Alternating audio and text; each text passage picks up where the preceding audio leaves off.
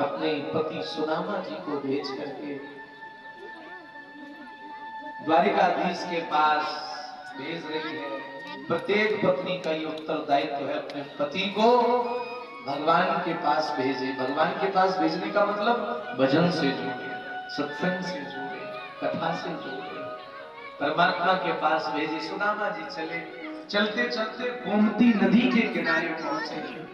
जब गोमती नदी के किनारे पहुंचे तो केवट आ जा रहे थे नाविक। उन सबसे पूछा, भैया हमें द्वारिका जाना है, क्या उस पार जाना पड़ेगा?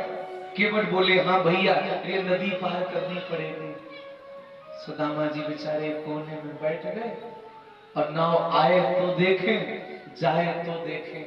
जाना पार है लेकिन जा नहीं रहे। क्यों? उतराई देने के लिए नहीं है कि नाविक को देंगे क्या?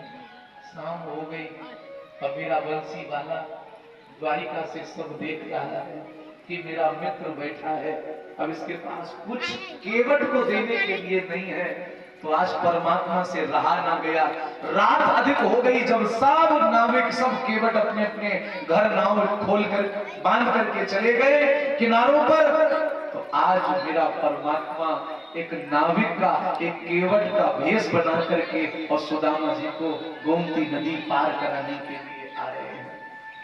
दूर उस पार से नाव को लेकर के आए। सुदामा जी जिधर बैठे थे आवाज लगाई, भैया जिस किसी को उस पार जाना है आ जाओ, ये आज के दिन की अंतिम नाव है। और जैसे ही सुदामा जी ने सुना ये अंतिम नाव तो कांप गए। क्यों? अभी तक सोच रहे थे चलो नाव वाले आते जाते रहेंगे तो रात भर चहल पहल रहेगी। अब सोचा कि अब अकेले ही बैठना पड़ेगा। रात में अगर कोई नदी के किनारे हिंसक पशु आ गया तो ब्राह्मण की आज जीवन लीला समाप्त ही है महाराज।